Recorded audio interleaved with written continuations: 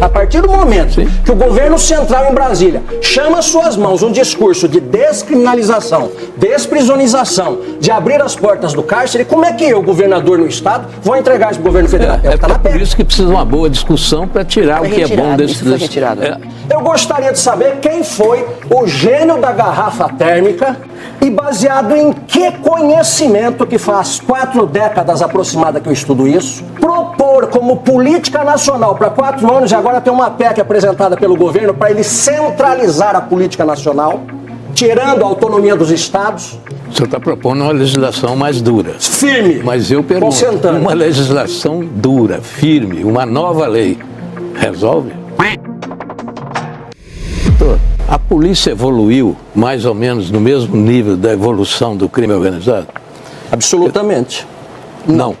Não por uma razão clara. Está perdendo a guerra de maneira absurda. Como é que você vê isso? O Estado brasileiro está perdendo a guerra e por uma razão simples. O Estado está engessado em garantias constitucionais que não fazem sentido terem sido constitucionalizadas, garantias processuais, que torna tudo nulo, porque passa a ser uma adoração à forma.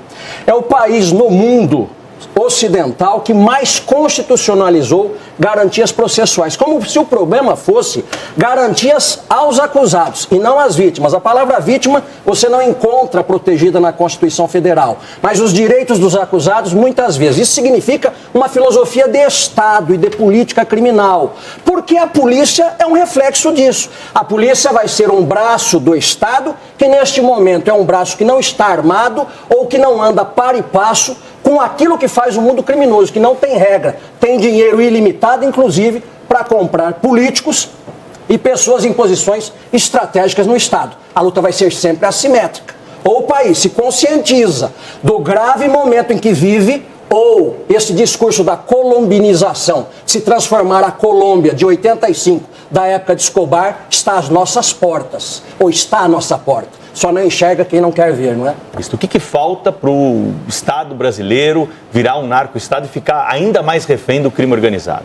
Caríssimo Pedro Campos, talvez falte somente a palavra aceitação.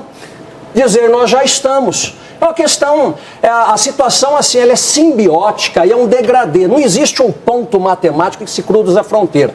Um país que é o campeão mundial de homicídios em números absolutos, um país que, em contrapartida das 10 maiores economias do mundo, e o Brasil nelas está inserido, é o único que não tem prisão perpétua, conquanto seja o país mais violento, já mostra que o Estado está centralizado na proteção dos direitos dos acusados. Pegue-se agora o plano de política criminal do ministro da Justiça. Eu fiquei escandalizado. É colocar na rua presos e não construir presídios para colocar encarcerados delinquentes.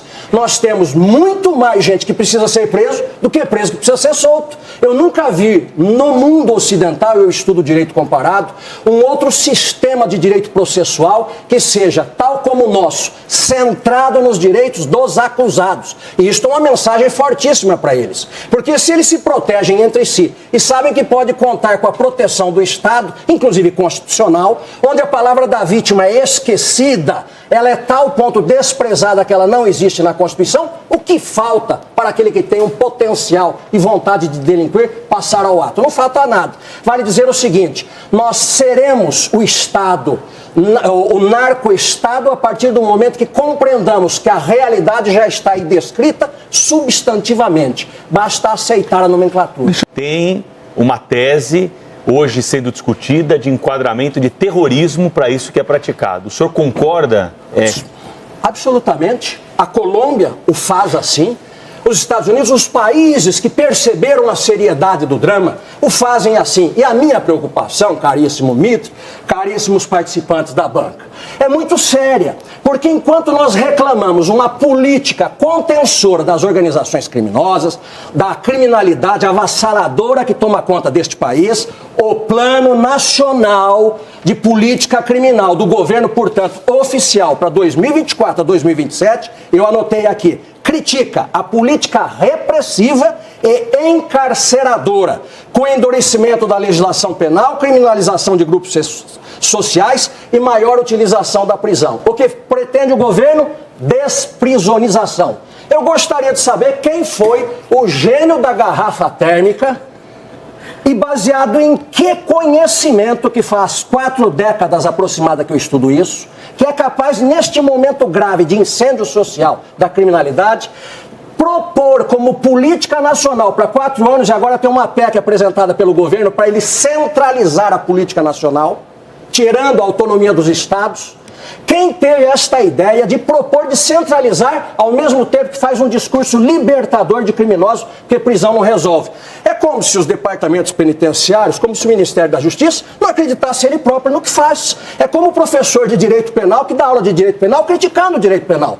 Você não pode comandar a organização dos presídios, a punição no Brasil, a segurança, dizendo que ela não serve, que tem que soltar. Já bastam aqueles que jogam toda a culpa na economia. O problema da maldade humana ele é muito mais complexo do que setorizar na economia, na medicina. E o que cabe ao Ministério da Justiça é construir presídios necessários para atender a demanda nacional. Um detalhe, cada presídio de segurança máxima nacional, federal, custa aproximadamente de 40 a 45 milhões. São 4, né?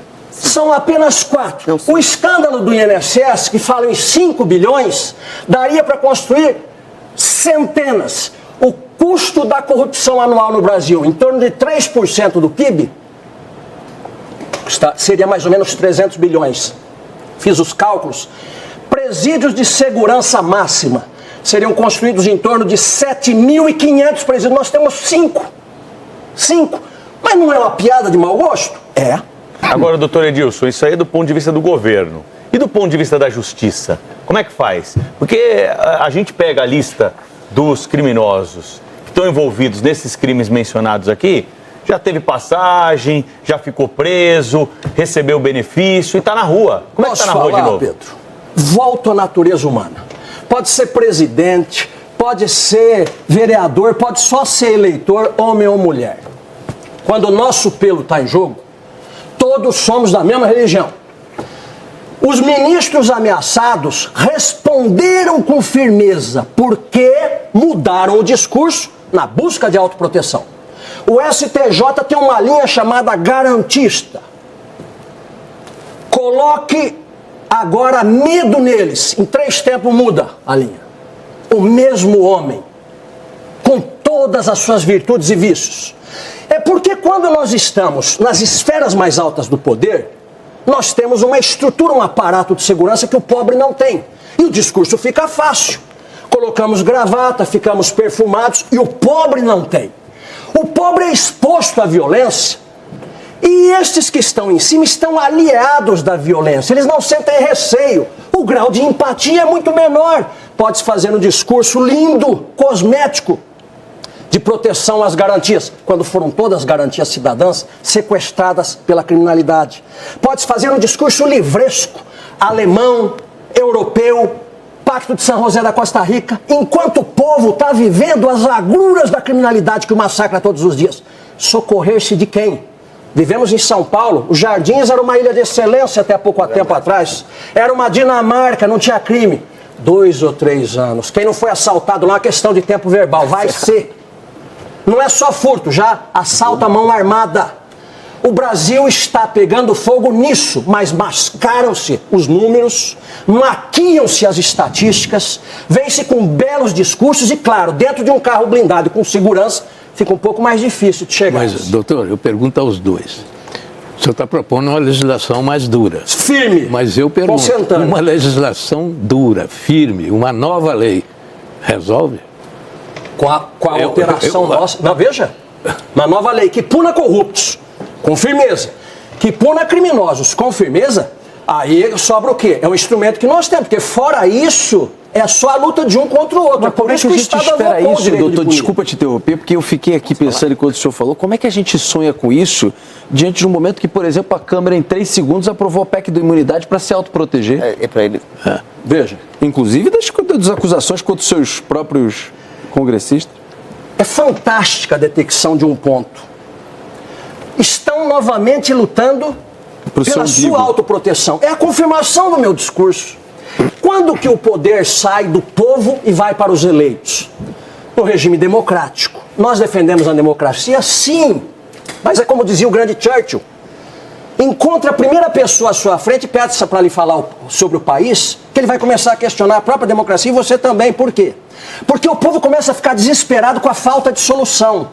Nós defendemos a democracia, sim, mas nós cobramos uma responsabilidade dos que foram eleitos. É por isso que tem que ser trazido à execração pública cada corrupto que se vale do dinheiro público e da autoridade que lhe foi passada para falar em nosso nome e nos traiu. Não tem nem a desculpa da pobreza. A época do pomadismo, de passar a mão das mesmas medidas, passou. A realidade bateu na porta. Nós não estamos mais na idade de brincar de acadêmicos de direito. Nós estamos tratando da alta criminalidade de um país em chamas.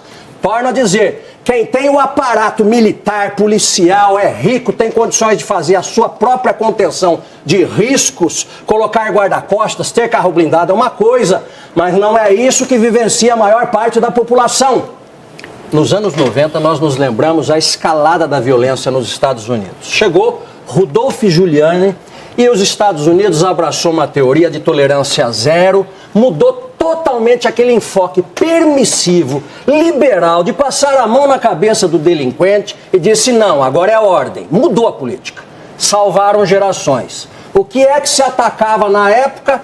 Ah, mas daqui a pouco vocês vão ver, vai voltar tudo outra vez. Já se passaram aí umas 3 décadas, os níveis não são jamais os que foram no passado e nós salvamos gerações.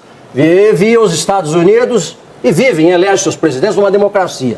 Você tem Bukele hoje, que resolveu o problema. Até quando resolveu, não sei. Num regime mais forte, mais duro. Mas o seu povo o elegeu, o reelege e diz, é isso que eu preciso, é isso que eu chamo de democracia, você chama o que quiser. Eu quero segurança, eu quero poder trabalhar e voltar para casa, quero encontrar minha família.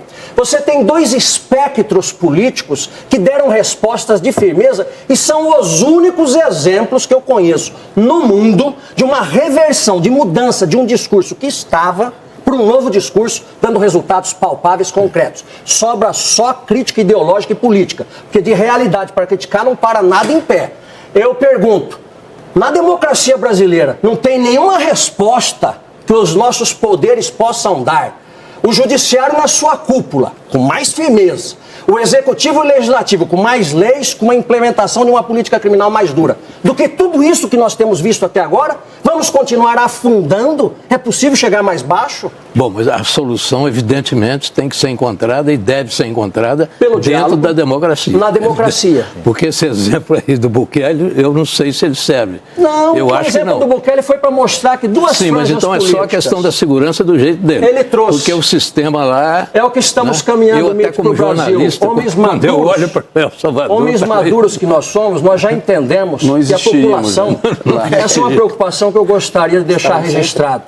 O drama do Brasil hoje, número 1, chama-se segurança pública. E esta é a razão pela qual o brasileiro começa a abrir mão de pressupostos democráticos. Aí é perigoso. Exatamente, porque ele não vê aquele que ele elegeu dar a segurança que ele necessita. Mas é que nem essa questão de muitas vezes nas ruas você ter aquela coisa de o cara querer resolver na própria mão.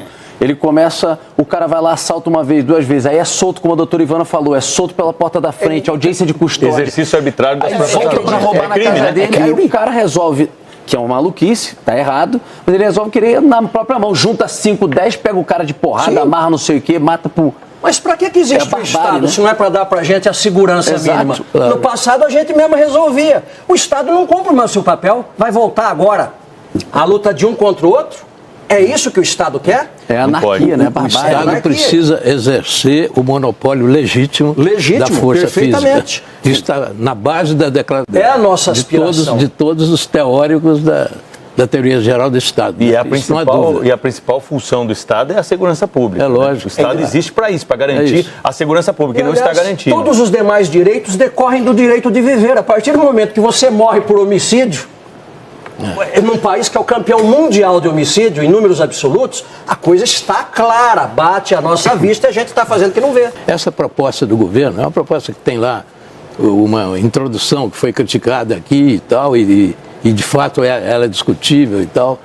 Teve a reação de alguns governadores que me pareceram assim, reações mais políticas do que objetivas, mas existe uma questão, é preciso unir as polícias estaduais no combate ao crime, porque não é possível continuar o crime integradíssimo, absolutamente racional e o Estado, os estados inteiramente separados. E não só as polícias estaduais, a Polícia Federal. Veja que essa grande operação, que foi a maior, inclusive contra o PCC, que foi as fintechs na questão do combustível, ela só aconteceu porque houve uma união entre Receita Federal e Ministério Público de São Paulo. Claro. Ou seja, é uma integração, porque um tem uma parte do quebra-cabeça e outra. Essa integração é fundamental. E eu acho que esse projeto do governo, que precisa ser discutido e foi proposto para isso, para ser discutido, ele deve ser aperfeiçoado, é um caminho.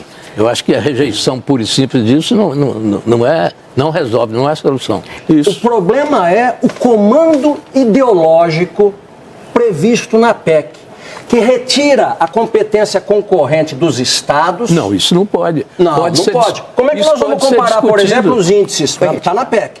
Como é que nós vamos comparar os índices da criminalidade hoje de Goiás, para a gente falar, um governador que tem batido firme, com outro estado que o crime avançou? Não vou ficar discutindo política, eu vou dizer, cada estado, com cada cidadão do Brasil, do seu estado membro, quer cobrar do seu governo, e não pensar em Brasília, que está tão distante, cobrar do governo uma atuação firme na segurança pública. A partir do momento que o governo central em Brasília chama às suas mãos um discurso de descriminalização, desprisionização, de abrir as portas do cárcere, como é que eu, governador no estado, vou entregar isso para o governo federal? É por isso que precisa uma boa discussão para tirar o que é bom desse... Isso foi retirado. É isso, doutor Ivana. Tá perfeito. Foi retirado. Perfeito. A volta do Ministério da Segurança Pública pode ajudar nesse processo todo que nós estamos tratando aqui? Pode, mas a pergunta mais inteligente do que um órgão é: quem estará no comando? Nós temos o Ministério da Justiça também. O que é que se propõe? Desencarceramento definitivamente não faz parte da minha pauta. Eu não compreendo isso como lógico. E eu sou um estudante do que se passa no mundo. Eu pergunto porque no governo Temer foi criado o Ministério da Segurança Pública. E depois, no governo Bolsonaro, nós colhemos bons resultados na área da segurança e se atribuía até ao Bolsonaro, mas as autoridades especialistas no assunto diziam o seguinte: isso aqui é um trabalho que começou lá atrás com o Ministério da Segurança Pública e agora nós estamos colhendo esses números de redução de homicídio e tudo mais. O Ministério deixou de existir ali e continua não existindo atualmente. Né? E o Ministério hoje voltou a ser o Ministério da Justiça. Eu me lembro, e é muito válida essa ideia do Ministério da Segurança, desde que se volte o nome em homem, né? O nome é homem, o nome é um presságio, diziam os latinos. Quando você fala no Ministério de Segurança, desde que corresponda o rótulo à coisa, porque, por exemplo, veio o pacote anticrime, que é tudo menos o combate ao crime. O rótulo não corresponde à essência. Logo, eu devo dizer uma coisa: é preciso a palavra sendo verbalizada e a conduta ou a política sendo implementada juntamente a ela. Se nós nos lembrarmos do governo anterior, entrou um discurso muito firme no seu início e o mundo criminoso entendeu que era um recado e refluiu. Começo do governo anterior mostrou claramente como o bandido respeita voz firme de combate à criminalidade. Depois, infelizmente, não se implementou essa política e voltou a criminalidade como um todo. Veio o pacote anticrime e a gente percebeu que eles foram avançando. Logo, nós precisamos do discurso e da ação. Que a boca fala o que o coração sente, o espírito planeje e o homem traduza em ações concretas. Porque senão tem muita gente dizendo o que não faz.